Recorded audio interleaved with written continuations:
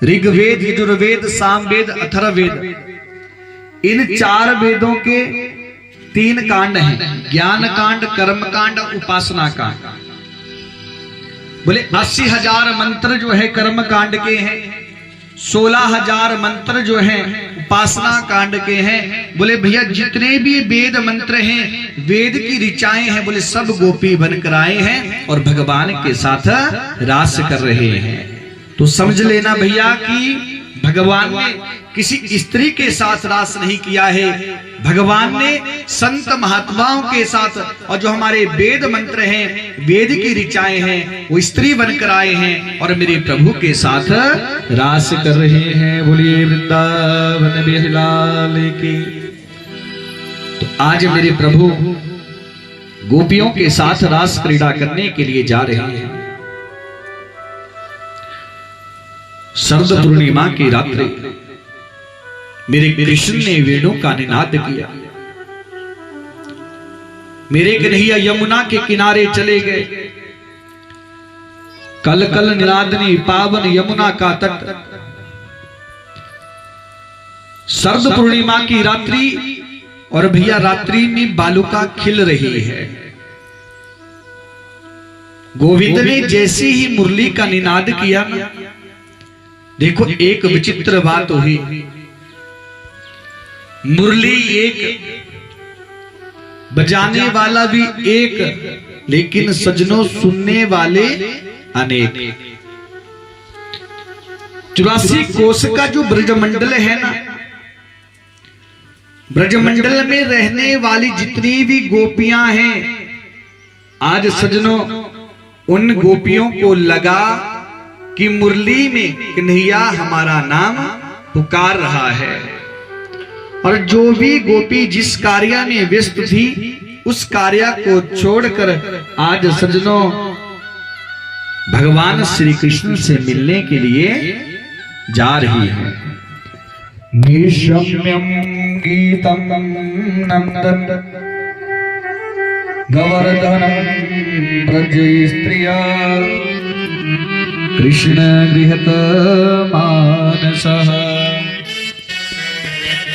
बोले जो गोपी जिस कार्य में व्यस्त थी, उस कार्य को छोड़कर आज जो है कृष्ण से मिलने के लिए जा रही है।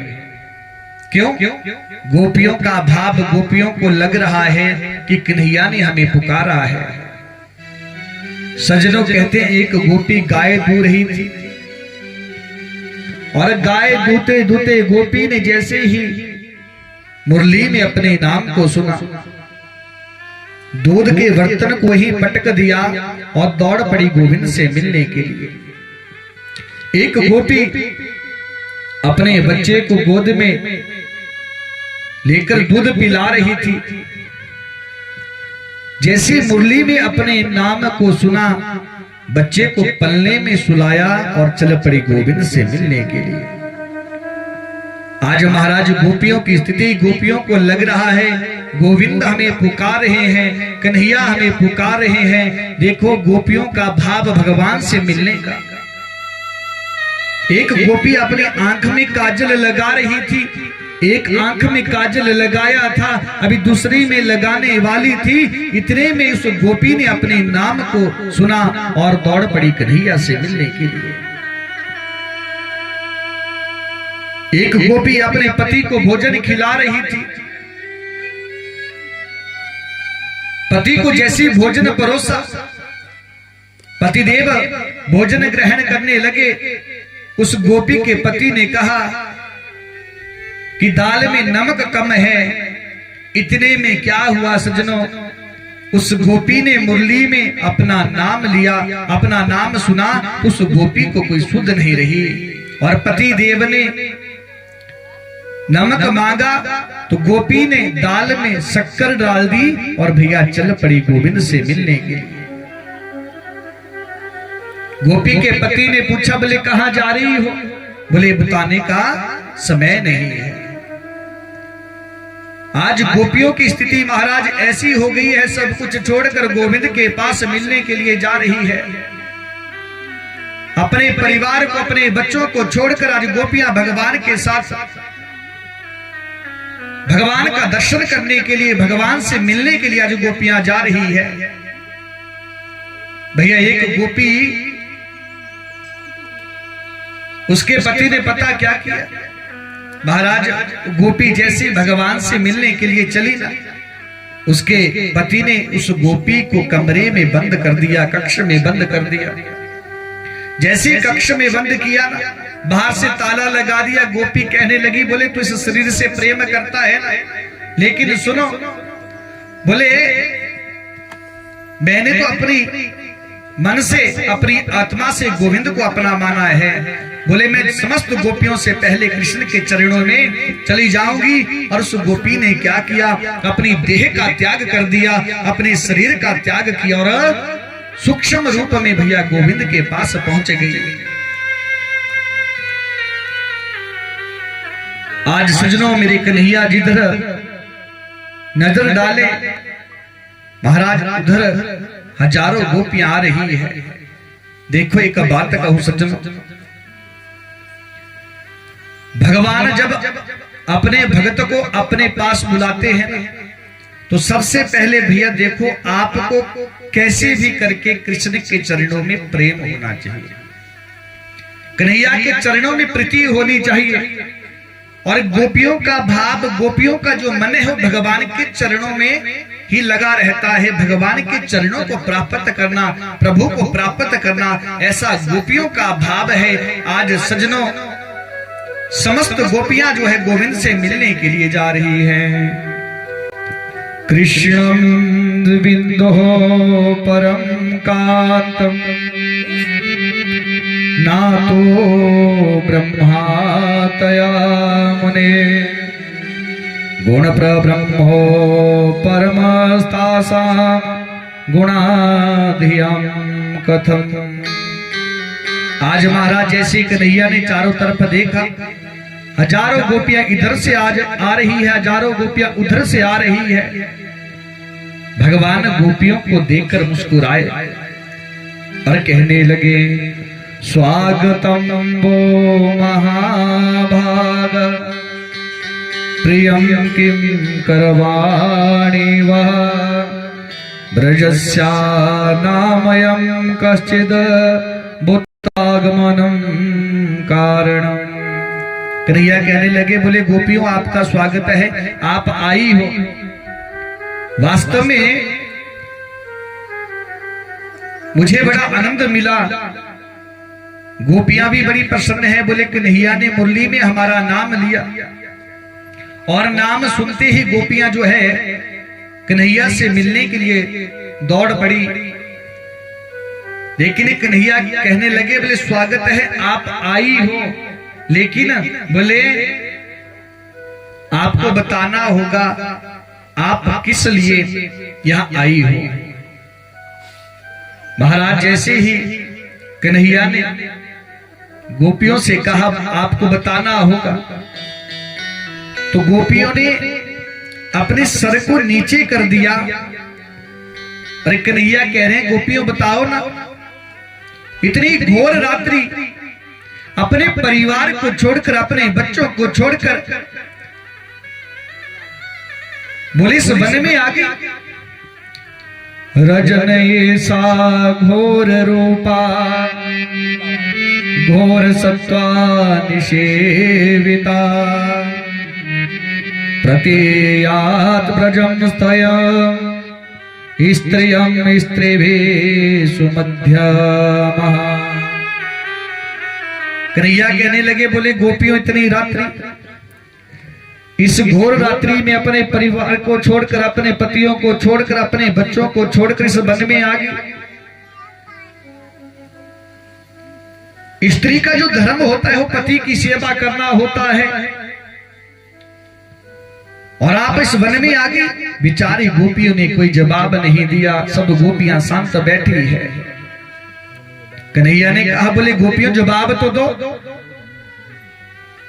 कन्हैया कहने लगे, अच्छा मैं समझ गया, आप इसलिए यहां आई हो, आपने वन नहीं देखा, लेकिन बोले अब वन देख लिया, अब यहां से चली जाओ। सजनों, श्री सुखदेव जी महाराज कहते हैं, परीक्षित पहले भगवान भक्त को अपने पास बुलाता है, और जब भगवान के पास भक्त आ जाता है ना, तो भगवान अपने भक्त की परीक्षा लेता है कि कच्चा है कि पक्का है। बोले वृंदावन बिहारी लाल की। और भैया कन्हैया की जो परीक्षा है ना, जैसे स्वयं टेढ़े मेढ़े हैं ना भैया, परीक्षा भी वैसी ही लेते हैं। कन्हैया की भक्ति बड़ी कठिन है महाराज, कन्हैया को पाना बड़ा कठिन है। इसलिए महाराज आज गोपियों से भगवान कह रहे हैं, बोले अपने परिवार को छोड़कर, अपने बच्चों को छोड़कर तुम इस वन में आ गई। बोले पतिव्रता स्त्री का लक्षण नहीं है, चली जाओ इस वन से। महाराज आज भगवान गोपियों से कहते हैं, गोपियों, बोले एक पतिव्रता गोपी थी, और महाराज वो गोपी आंगन में चावल साफ कर रही थी। इतने में क्या हुआ, उस गोपी का जो पति है खेत से काम करके आया, और दोनों पति पत्नी आपस में वार्ता करने लगे। गोपी ने क्या किया, जो चावल साफ कर रही थी भैया, चावलों को दूसरी तरफ रख दिया, और पति पत्नी दोनों आपस में वार्ता करने लगे। तो बात करते करते कहते हैं, सजनों, जो गोपी का पति है उसको गोपी की गोद में नींद आ गई। जैसे गोपी की गोद में नींद आई, महाराज उस गोपी का 15 महीने का बालक आंगन में खेल रहा था, और उसी आंगन में एक अग्नि कुंड था भैया। और जैसे वो बालक अग्नि आंगन में खेल रहा था, तो सज्जनों कहते हैं घुटमन घुटमन जो है अग्नि कुंड की तरफ जा रहा है। गोपी ने देखा, गोपी विचार करने लगी, बोले मेरे पति मेरी गोद में सोए हैं, अगर मैं इनको जगाती हूं तो मेरा पतिव्रत धर्म नष्ट होगा, लेकिन मेरा जो लाला है, बोले क्या जाने अग्नि को अगर बचाने नहीं गई तो मेरा पुत्र, मेरा लाला जो है अग्नि कुंड में गिर जाएगा। और महाराज गोपी अभी इतना ही विचार कर रही थी, इतने में क्या हुआ, जो गोपी का पुत्र है अग्नि कुंड के पास पहुंच गया। गोपी ने मन में सोचा, बोले चाहे मेरे पुत्र की मृत्यु हो जाए, लेकिन बोले मैं अपने पतिव्रत धर्म को नष्ट नहीं करूंगी। अभी महाराज इतना गोपी सोच रही थी, इतने में क्या हुआ, जो उसका 15 महीने का बालक था वो अग्नि कुंड में गिर गया। महाराज गोपी ने अपनी आंखें बंद कर ली। 1 घंटे बाद जब पति की जो है आंख खुली, महाराज गोपी दौड़ी दौड़ी उस अग्नि कुंड के पास गई। जैसे अग्नि कुंड के पास गई तो महाराज गोपी ने क्या देखा भैया, देखो पतिव्रत धर्म के कारण प्रताप से भैया वो अग्नि भी जो है शीतल हो गई थी, चंदन के समान ठंडी हो गई थी। और उस गोपी का जो बालक है ना, उस अग्नि में किलोल कर रहा था, खेल रहा था। देखो सजनों, ये होता है पतिव्रत धर्म। पतिव्रत धर्म से महाराज स्त्री कुछ भी प्राप्त कर सकती है, किसी को भी जीत सकती है। भगवान कहने लगे, बोले गोपी, और आप अपने पति को छोड़कर, अपने परिवार को छोड़कर, अपने बच्चों को छोड़कर इस वन में आ गई। महाराज कहते हैं गोपियों ने कोई जवाब नहीं दिया। गोपियां एकदम गंभीर हो गई, गोपियों की आंखों से अश्रु निकल गए, और गोपियां कहती है, गोविंद आप हमें जाने के लिए कह रहे हो ना, हमने सारे विषयों को त्याग दिया आपके चरणों की प्राप्ति के लिए। बोले महाराज, गोपियां कहने लगी, बोले कन्हैया, ये जो संसार में हमारे पति हैं, बोले इस शरीर के पति हैं, लेकिन गोविंद असल में हमारी आत्मा के जो पति हैं वो आप हैं। आज भगवान ने गोपियों के मनोभाव को देखा कि गोपियों का जो मनोभाव है वो श्रेष्ठ है। और सज्जनों, आज मेरे प्रभु गोपियों के साथ रास क्रीड़ा करने लगे। जैसे गोपियों के साथ रास क्रीड़ा करने लगे तो महाराज जी कहते हैं जितनी भी गोपियां हैं उतने कृष्ण बन गए। लेकिन कहते हैं सज्जनों, गोपियों को अभिमान हो गया, जैसे गोपियों के साथ भगवान रास क्रीड़ा करने लगे और राधा जी को गुमान हो गया। देखो, अभिमान और गुमान में फर्क होता है, अंतर होता है। गोपियों को क्या हुआ? अभिमान हो गया, और किशोरी जी को, राधा जी को मान हो गया। अभिमान होता है भैया शरीर का। गोपियां सोच रही है, बोले हम कितनी सुंदर है, जो परब्रह्म परमात्मा हमारे साथ रास कर रहा है, ऐसा अभिमान गोपियों को हो गया। और राधा जी को मान हो गया। भैया मान का मतलब होता है, बोले जैसा रास गोपियों के साथ वैसा ही रास भगवान मेरे साथ कर रहे हैं। बोले जिससे प्रेम करते उससे रूठना। राधा जी को मान हो गया। लेकिन भैया एक बात कहूं, अगर जीवन में अभिमान आ जाता है तो भगवान छोड़कर चले जाते हैं। आज गोपियों को अभिमान हो गया तो राधा जी को, किशोरी जी को साथ लेकर भगवान वहां से अंतर ध्यान हो गए। जैसे भगवान वहां से अंतर ध्यान हुए, आज गोपियां जो है गोविंद को ढूंढने लगी। कहते हैं सज्जनों, वृंदावन के कण कण में, वृंदावन के वृक्षों के पीछे जो है गोविंद को ढूंढ रही है, पहाड़ों पर गोविंद को ढूंढ रही है गोपियां। लेकिन भैया गोपियों को भगवान कहीं नहीं मिले। आज गोपियां रुदन कर रही है, तुलसी के पास पहुंची है। तुलसी, आप तो गोविंद की प्रेयसी हो, गोविंद के चरणों में चढ़ाई जाती हो, बताओ ना हमारे गोविंद कहाँ है? सज्जनों, कहते हैं तुलसी ने कोई जवाब नहीं दिया। आज गोपियों की स्थिति ऐसी हो गई ना सज्जनों, भगवान की याद में, कि गोपियां अपने आप को ही कृष्ण मानने लगी। शरीर की कोई शुद्ध नहीं रही महाराज, अपने आप को ही कृष्ण मान रही हैं गोपियां। एक गोपी कहती, आओ ब्रजवासियों, मैंने गोवर्धन उठा लिया, समस्त ब्रजवासी गोवर्धन के नीचे आ जाओ। एक गोपी मुरली का निनाद करने लगी, बोले जितनी भी गैयाएं हैं जो दूर चली गई है, बोले सब गैयाएं पास में आ जाए। आज महाराज गोपियां ऐसी लीला करने लगी। परीक्षित जी ने श्री सुखदेव जी महाराज से पूछा, बोले महाराज जी क्या हो रहा है? श्री सुखदेव जी महाराज कहते हैं, परीक्षित, गोपियां भगवान की याद में इतनी खो गई कि अपने आप को ही कृष्ण मान रही है। सज्जनों, बहुत देर तक गोपियों की ये लीला चली, फिर ध्यान आया, बोले हम कृष्ण नहीं। और आज सज्जनों कन्हैया को ढूंढ रही है। लेकिन किशोरी जी ने सोचा, बोले आज गोपियों को कन्हैया नहीं मिले ना, तो बोले कभी गोपियों को कन्हैया नहीं मिलेंगे। इसलिए राधा रानी ने, किशोरी जी ने क्या किया? महाराज कहते हैं कन्हैया से कहा, बोले प्रभु मुझे कहां लेकर जा रहे हो?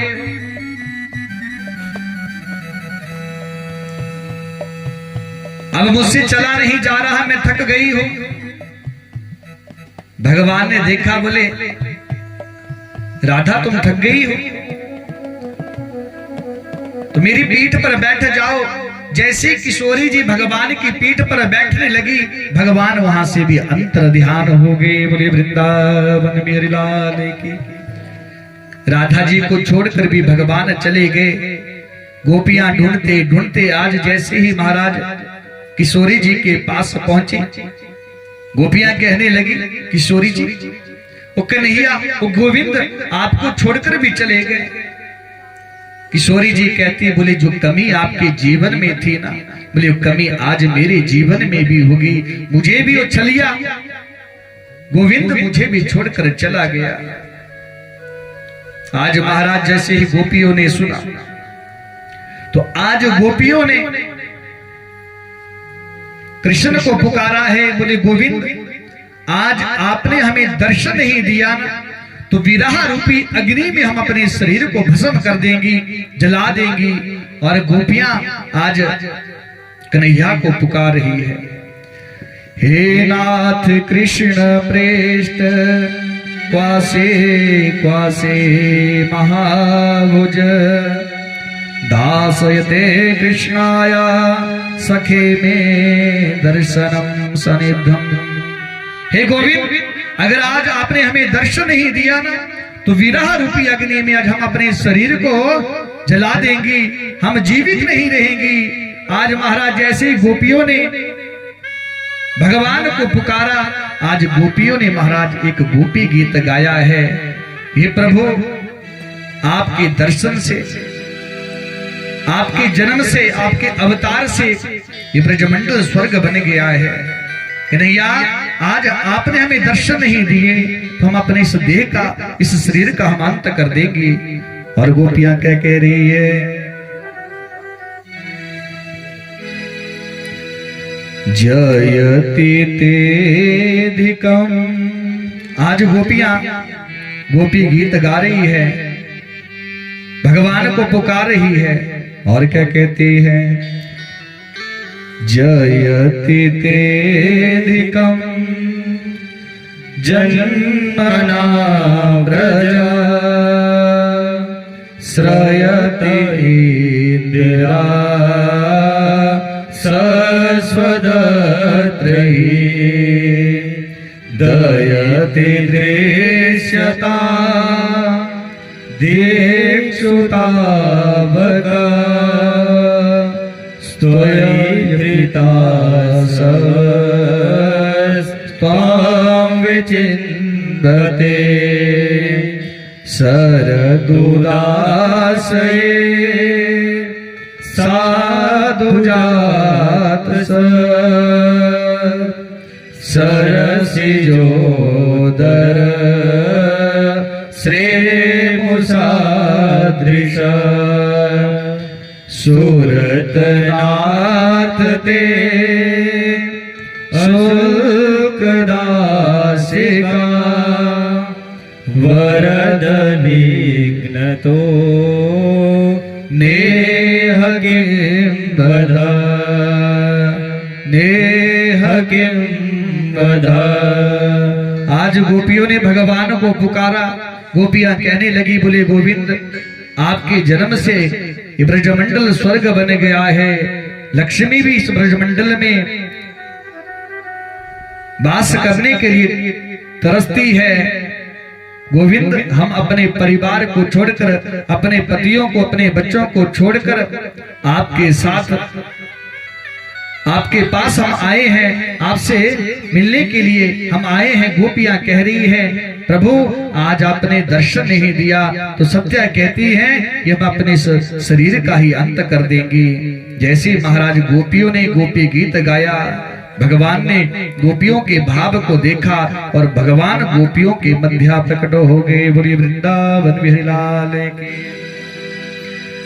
महाराज जैसे भगवान गोपियों के मध्य प्रकट हुए, एक गोपी कन्हैया के हाथ सहला रही है, एक गोपी महाराज कृष्ण के चरण दबा रही है, एक गोपी भगवान को टेढ़ी नजर से देख रही है। और महाराज आज मेरे प्रभु गोपियों के साथ रास करने लगे। लेकिन जैसे भगवान गोपियों के साथ रास करने लगे, सज्जनों कहते हैं वहां पर एक पुरुष जो है प्रकट हो गए। भगवान ने पूछा, बोले तुम कौन? बोले हम कामदेव।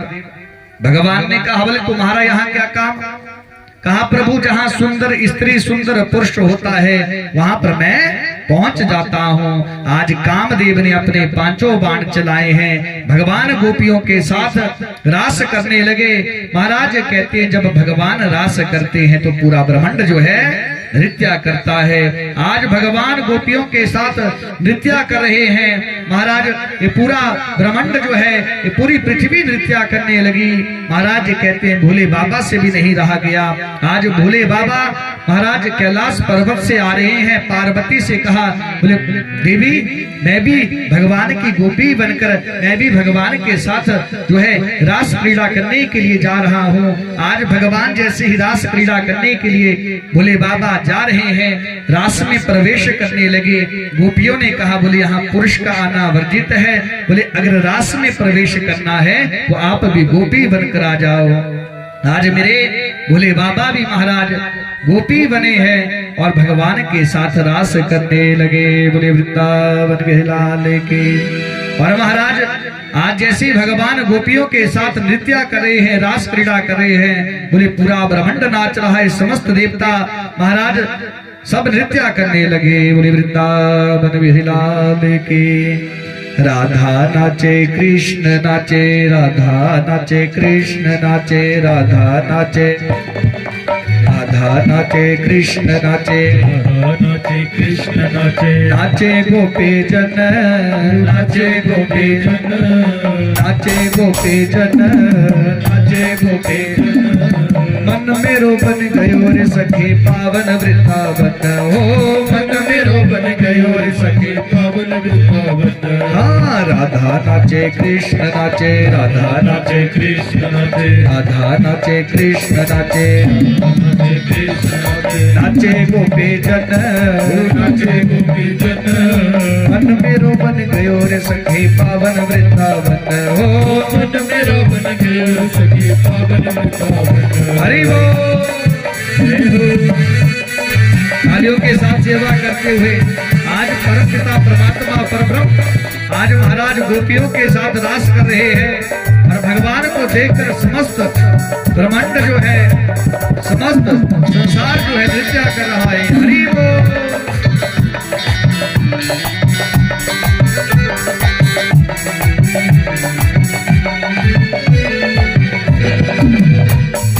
गंगा नाचे यमुना नाचे, गंगा नाचे यमुना नाचे, गंगा नाचे यमुना नाचे, गंगा नाचे यमुना नाचे, नाचे सरयू संग, नाचे सरयू संग, नाचे सरयू संग, नाचे सरयू संग। मन मेरो बन गयो रे सखी पावन वृंदावन। हो मन मेरो बन गयो रे सखी पावन वृंदावन। राधा नाचे कृष्ण नाचे, राधा नाचे कृष्ण नाचे, राधा नाचे कृष्ण नाचे, राधा नाचे कृष्ण नाचे, नाचे गोपी जन, नाचे गोपी जन। मन मेरो बन गयो रे सखी पावन वृंदावन। हो मन मेरो बन गयो रे सखी पावन वृंदावन। जय जय जय हो।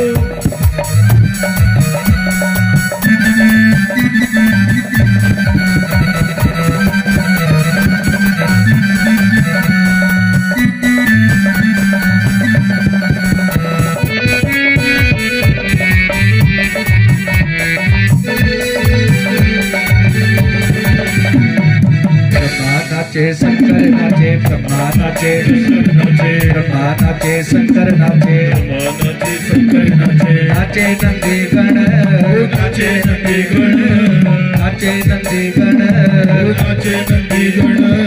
मन मेरो बन गयो रे सखी पावन वृंदावन। हो मन मेरो बन गयो रे सखी पावन वृंदावन।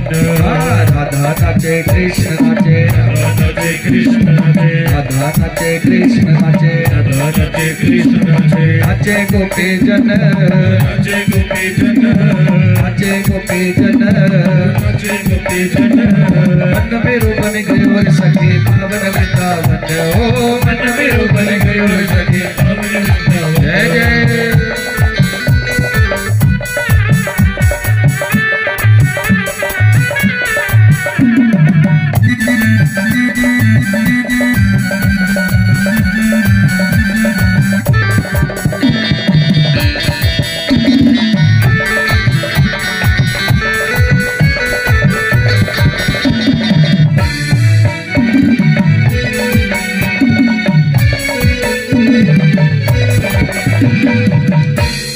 सूर्य नाचे चंदा नाचे, सूर्य नाचे चंदा नाचे, सूर्य नाचे चंदा नाचे, सूर्य नाचे चंदा नाचे, नाचे तारा गण, नाचे तारा गण, नाचे तारा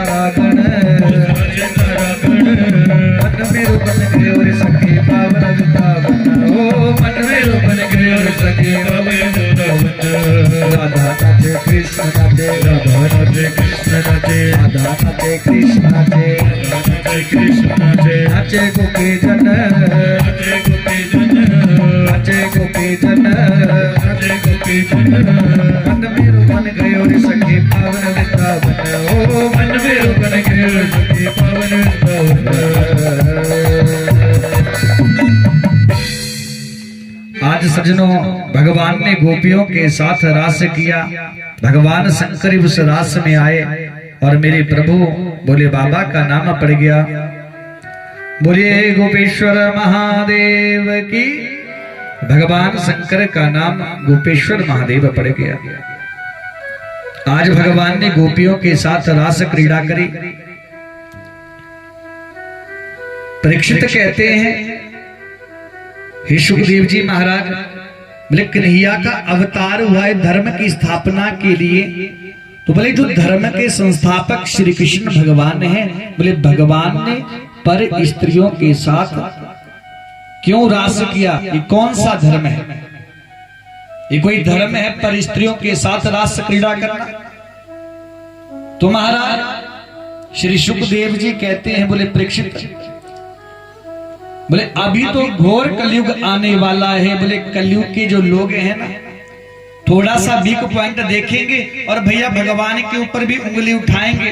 भगवान ने ऐसा किया है, बोले हम क्यों ना कर सके? भगवान ऐसा कर सकता है तो बोले हम भी कर सकते हैं। देखो भैया, जो भगवान ने किया है वो हम नहीं कर सकते हैं, क्योंकि भगवान को ईश्वर कहा गया है। नहीं तत्समाचरे जातो मनसापि है ईश्वरा। सजनो, भगवान को ईश्वर कहा गया है। और ईश्वर देखो, भगवान शंकर जब कालकूट नाम का जहर न समुद्र से निकला तो भगवान ने विष का पान कर लिया। मेरे भोले बाबा को बुखार तक नहीं आया।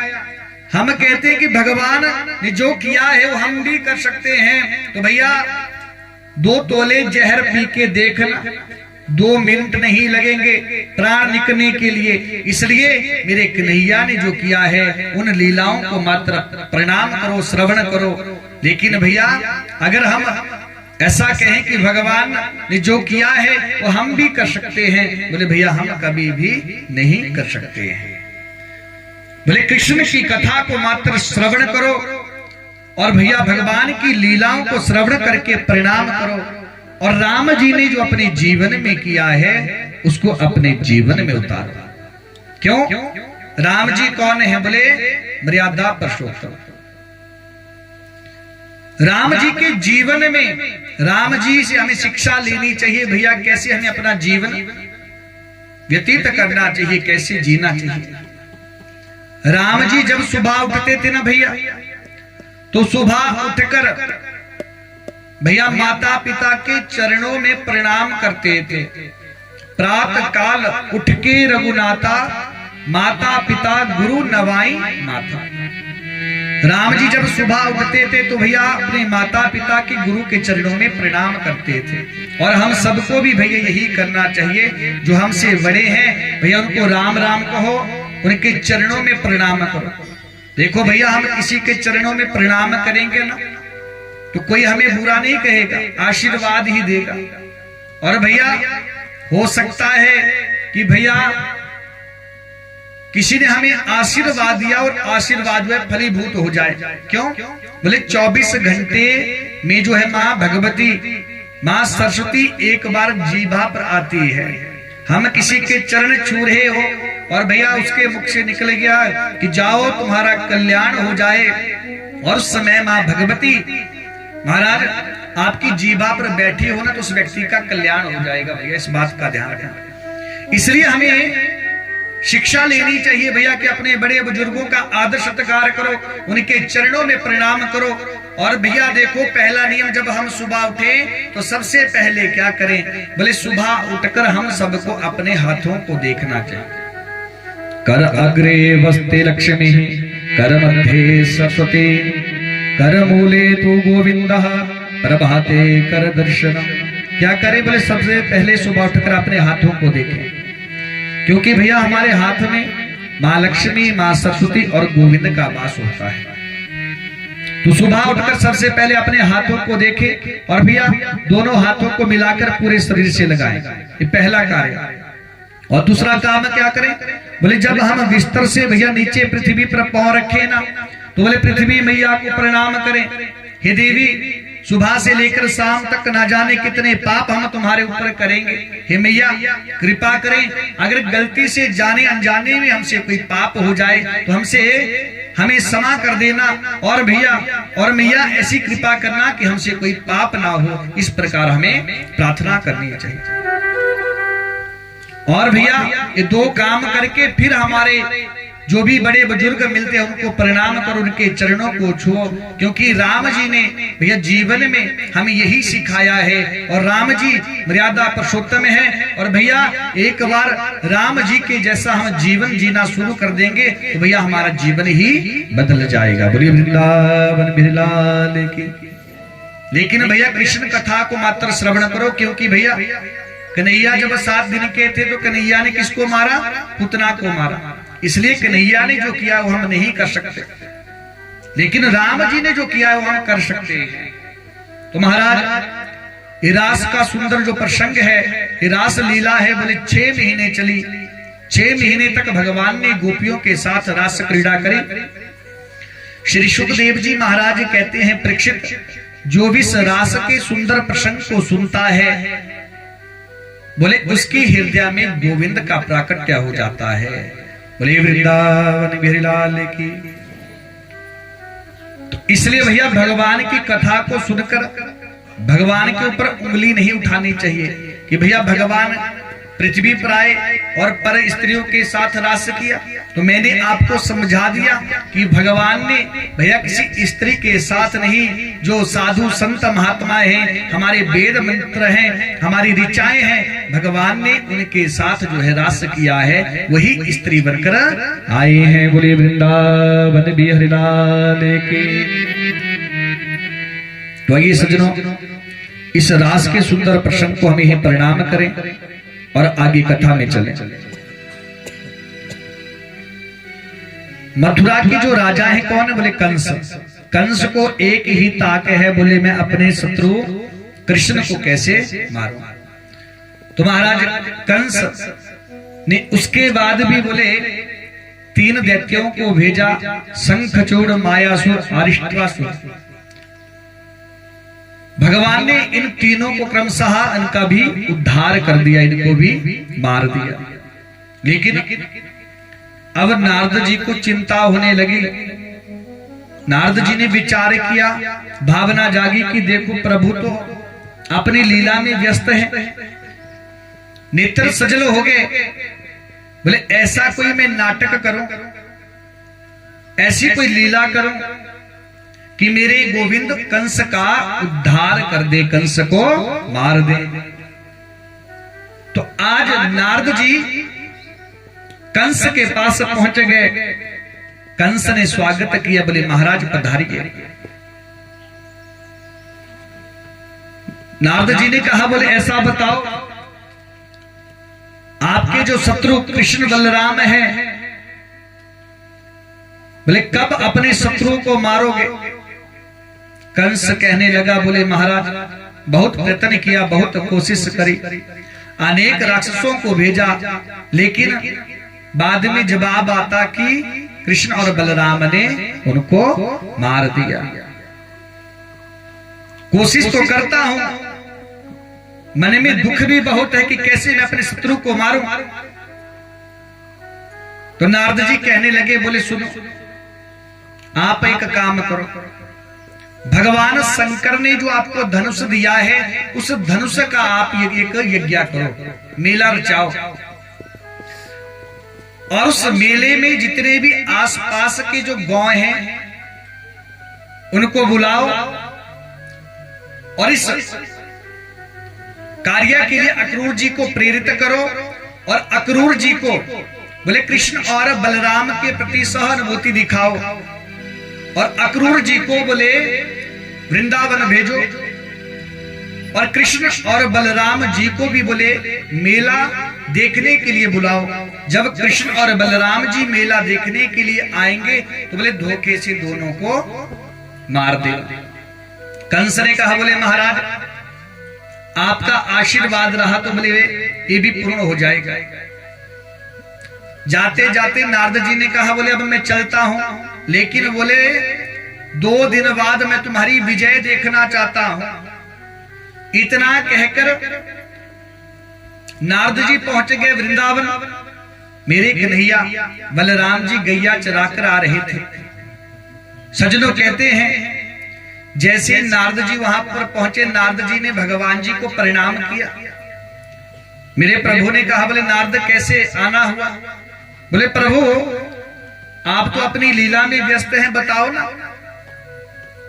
कब जो है दुष्ट कंस को मारोगे?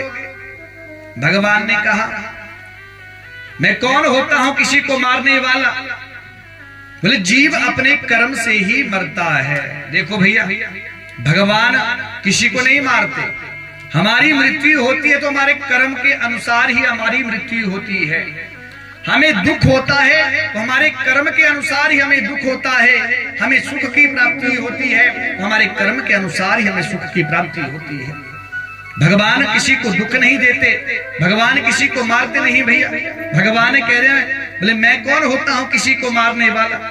लेकिन हाँ जो कंस है बोले कंस का जो पाप का घड़ा है वो भर चुका है, अब फूटना ही बाकी है।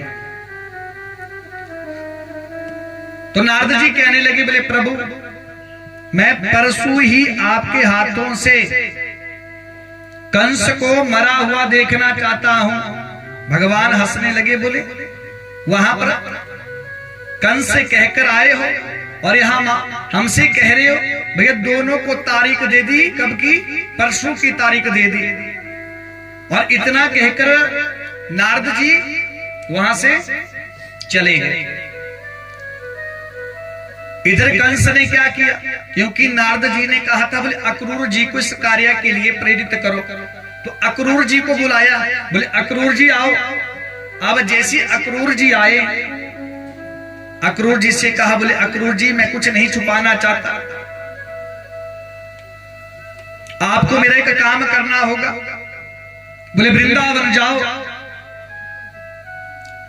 और कृष्ण और बलराम को दोनों को जो है मथुरा ले आओ। अक्रूर जी ने सोचा बोले इस दुष्ट के मन में ऐसा भाव क्यों आया? कृष्ण और बलराम जी को लाने के लिए ऐसा मन में भाव क्यों आया? तो कंस कहने लगा, जब अक्रूर जी ने पूछा बोले महाराज क्यों, तो कंस कहने लगा बोले मैं आपसे कुछ नहीं छुपाना चाहता। याद करो 20-25 वर्ष पहले जब मैं देवकी को विदा कर रहा था तो उस समय आकाशवाणी हुई थी और आकाशवाणी ने कहा था देवकी का जो अष्टम गर्भ होगा वो मेरा काल होगा। कंस कह रहा है बोले कृष्ण ही देवकी का जो है 8वां पुत्र है, संतान है, और मैं नहीं चाहता कि वो मुझे मारे। इसलिए अक्रूर जी तुम जाओ कृष्ण बलराम को यहां ले आओ, और जब दोनों यहां आएंगे तो धोखे से मैं दोनों को मार दूंगा। अक्रूर जी ने जब सुना तो उनको बड़ा दुख हुआ। विचार करने लगे कि देखो भैया मानव की सबसे बड़ी भ्रांति है कि मानव सोचता कुछ और है और होता कुछ और है। क्योंकि भैया होता वही है जो परमात्मा ने लिख रखा है, जो परमात्मा ने रच रखा है होता वही है। पूरी रात्रि वार्ता हुई, अक्रूर जी ने समझाया कंस को, लेकिन कंस ने कहा बोले अक्रूर जी आप मुझे ज्ञान मत दो, भाषण मत सुनाओ, आप बताओ आप जाओगे कि नहीं जाओगे? नहीं तो आप मेरे व्यवहार को जानते हैं, अगर आप नहीं गए ना, बोले वृंदावन बिहारी लाल की, बोलो कृष्ण कन्हैया लाल की, जय जय श्री राधे, जय जय श्री राधे, जय जय श्री राधे श्याम। आप मेरे व्यवहार को जानते हैं। महाराज अक्रूर जी ने सोचा, बोले अगर मैं नहीं गया ना तो बोले ये दुष्ट मुझे मार देगा, इससे अच्छा है कि बोले भगवान का मैं दर्शन कर लूं, इसके हाथों से मरना अच्छा है कि मैं भगवान को यहाँ लेकर आ जाऊं।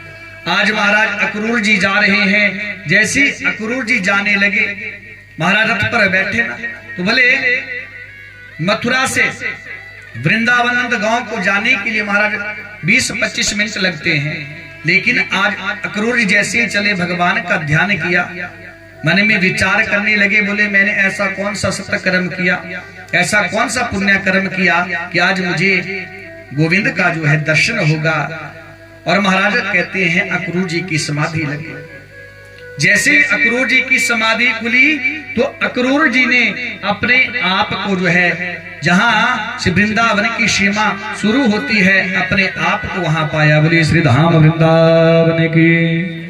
महाराज कहते हैं अपने आप को वहां पाया। जैसे महाराज रथ से नीचे उतरे तो अक्रूर जी ने आज सामने से कृष्ण और बलराम जी को आते हुए देखा। जैसे महाराज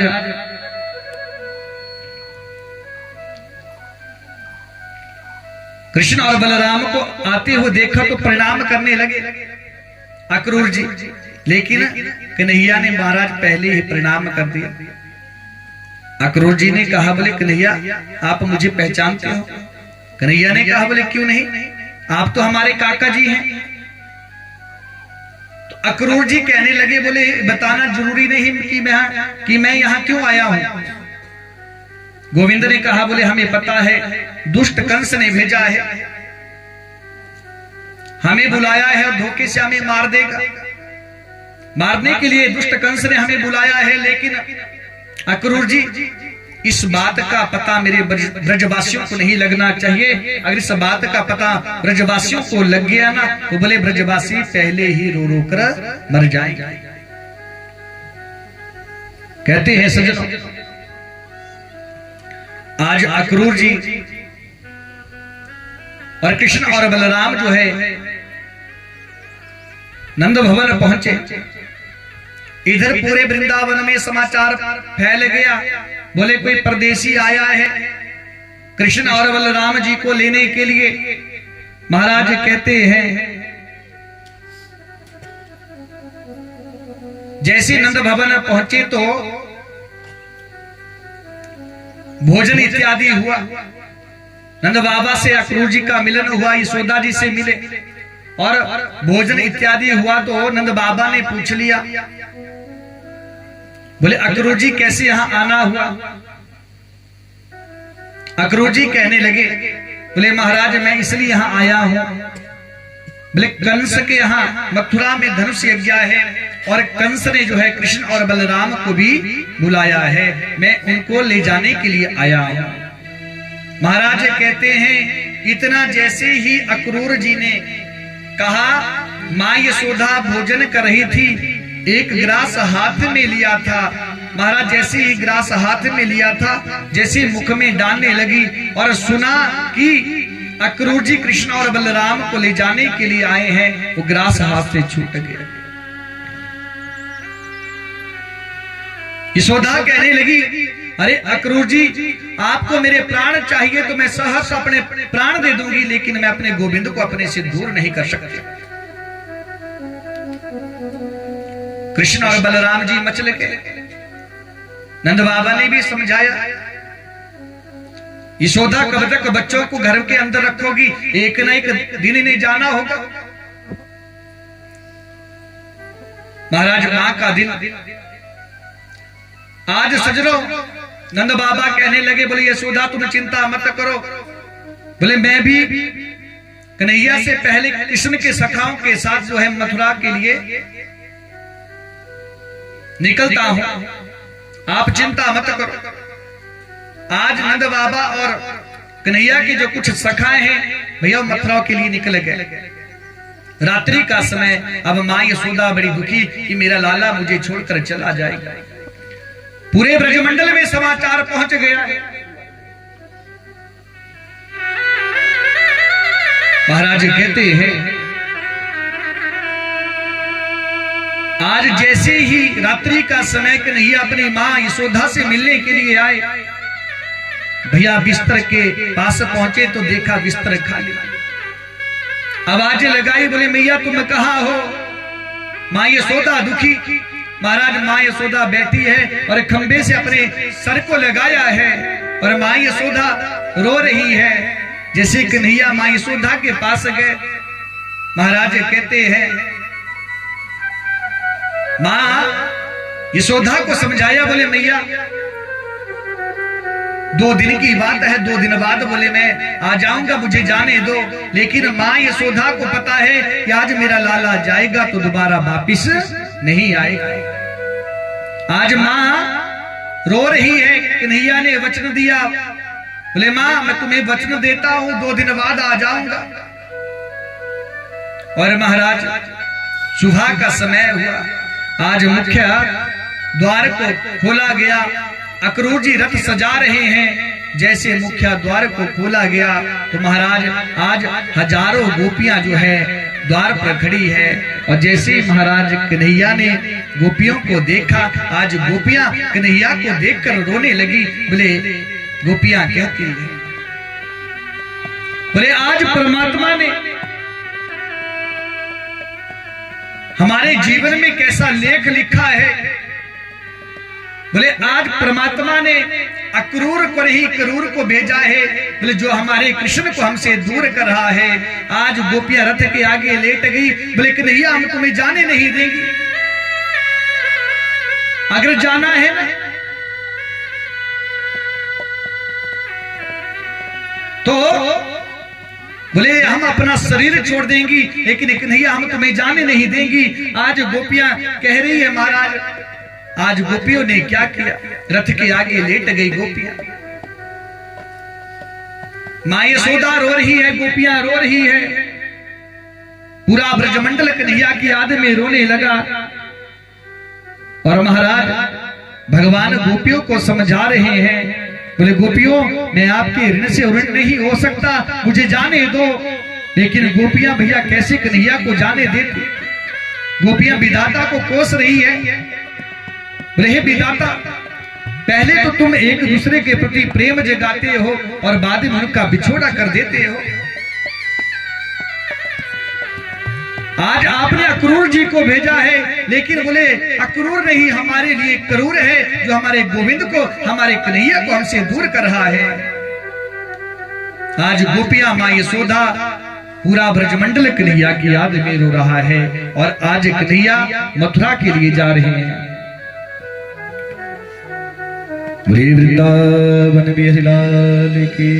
महाराज कन्हैया आज मथुरा की ओर जा रहे हैं। मां यशोदा पूरा ब्रजमंडल कन्हैया की याद में रो रहा है। और मां का भाव है, क्या भाव है,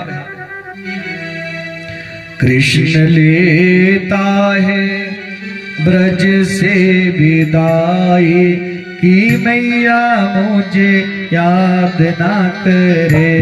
कृष्ण लेता है ब्रज से विदाई कि मैया मुझे याद न करे। कृष्ण लेता है, कृष्ण लेता है ब्रज से विदाई कि मैया मुझे याद ना करे। कृष्ण लेता है ब्रज से विदाई कि मैया मुझे याद न करे। कि मैया मुझे याद ना करे, कि मैया मुझे याद ना करे। मैया मुझे याद न करे, कि मैया मुझे याद न करे।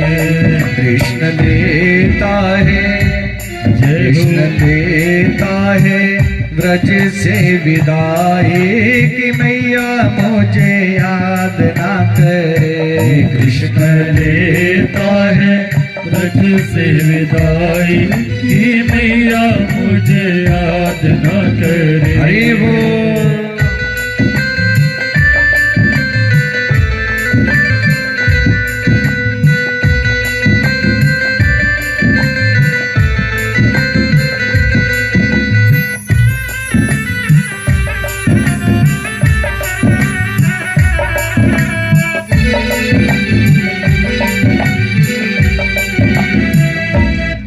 महाराज गोविंद जा रहे हैं, सब कन्हैया की याद में रो रहे हैं। जितने भी ब्रजवासी हैं बोले लाला हम तेरे बिना कैसे रहेंगे। माँ यशोदा गोपियां महाराज सब कन्हैया की याद में रो रहे हैं। क्या कहा है? ब्रजवासी सब रोए रहे हैं, ब्रजवासी सब रोए रहे हैं, ब्रजवासी सब रोए रहे हैं, ब्रजवासी सब रोए रहे हैं। गाय बछड़ा भी रोए रहे हैं, गाय बछड़ा भी रोए रहे हैं। कृष्ण कैसे कृष्ण कैसे सहे जुदाई की मैया मुझे याद ना करे। कृष्ण कैसे सहे जुदाई की मैया मुझे याद ना करे। कृष्ण लेता है कृष्ण लेता है ब्रज से विदाई की मैया मुझे याद ना करे। कृष्ण लेता है ब्रज से विदाई की मैया मुझे याद ना करे।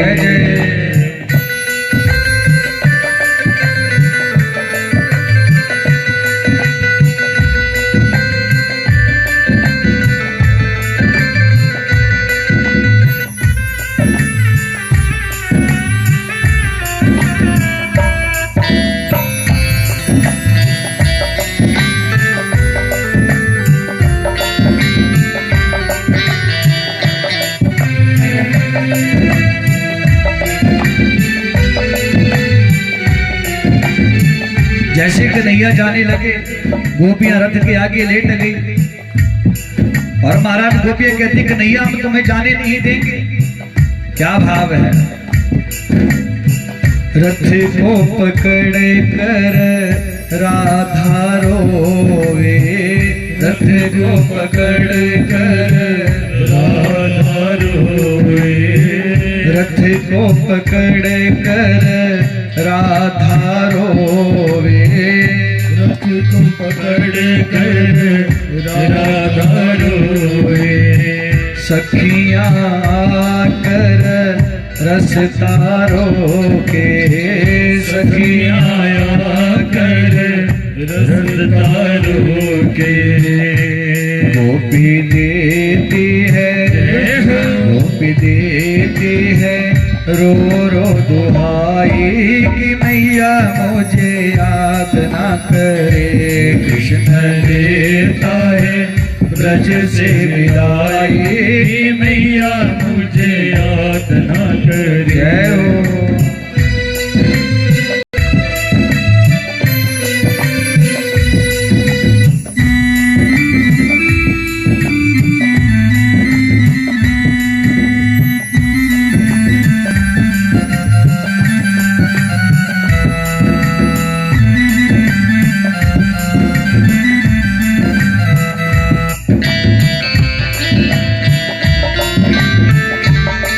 जय हो गोविंद।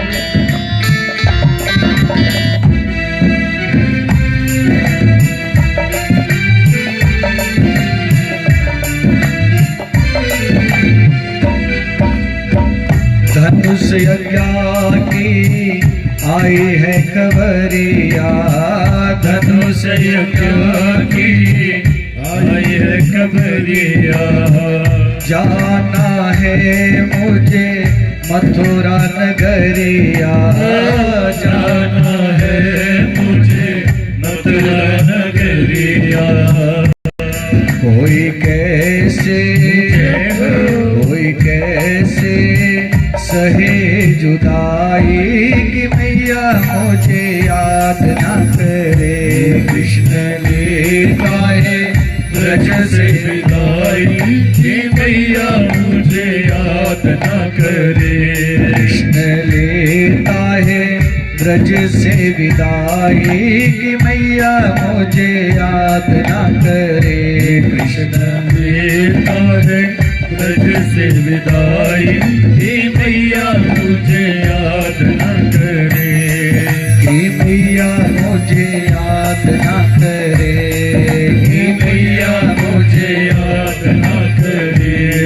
कि मैया मुझे याद ना करे। हे मैया मुझे याद न करे। वृंदावन बिहारी लाल की। सजनों, आज मेरे गोविंद महाराज जैसे जाने लगे, कन्हैया कहते हैं गोपियों, मैं आपके ऋण से